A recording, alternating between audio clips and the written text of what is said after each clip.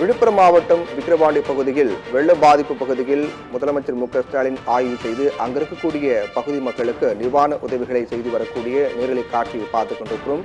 பெஞ்சல் புயல் தாக்கம் காரணமாக விழுப்புரம், மரக்காணம் உள்ளிட்ட பல்வேறு பகுதிகள் கடுமையான மழை புயல் சந்தித்து அங்க இருக்கக்கூடிய மக்களுடைய வாழ்வாதாரம் பாதிக்கக்கூடிய அளவுக்கு மிகப்பெரிய சேதமானது ஏற்படுத்தியது.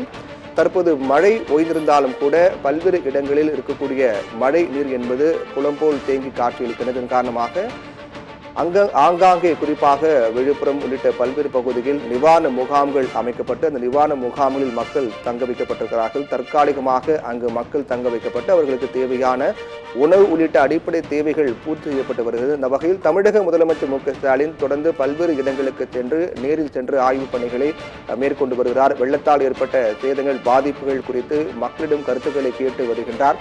அதன் தொடர்ச்சியாக ஏற்கனவே நேற்று தினத்தில் கொளத்தூர் பகுதிக்கு சென்ற தமிழக முதலமைச்சர் மு.க.ஸ்டாலின் அங்கு வெள்ளத்தால் பாதிக்கப்பட்ட பகுதியில் நேரில் சென்று பார்வையிட்டு அதிகாரிகளிடம் தொடர்பாக கேட்டிருந்தார்.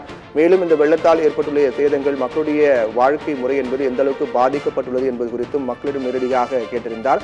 அப்போது அங்கு மக்களுக்கு நிவாரண உதவிகளை செய்துவிட்டு அதை தொடர்ந்து இன்றைய தினத்தில் விழுப்புரம் மாவட்டம் இந்த பெஞ்சல் புயல் தாக்கத்தால் கடுமையாக பாதிக்கப்பட்ட பகுதியாக இருக்கக்கூடிய விழுப்புரம் பகுதிக்கு இன்று காலை வந்த தமிழக முதலமைச்சர் மு.க.ஸ்டாலின் பல்வேறு இடங்களுக்கு நேரில் சென்று கனமழையால் எந்தெந்த பகுதிகள் கடுமையாக பாதிக்கப்பட்டு உள்ளன உள்ளிட்ட பல்வேறு இடங்களில் நேரில் சென்று பார்வையிட்டு ஆய்வு செய்தார். அதைத் தொடர்ந்து விழுப்புரம் மாவட்டம் விக்கிரவாண்டி பகுதியில் இருக்கக்கூடிய நிவாரண முகாமில் தங்க வைக்கப்பட்டிருக்கூடிய மக்களுக்கு நிவாரண உதவிகளை செய்து வருகிறார்.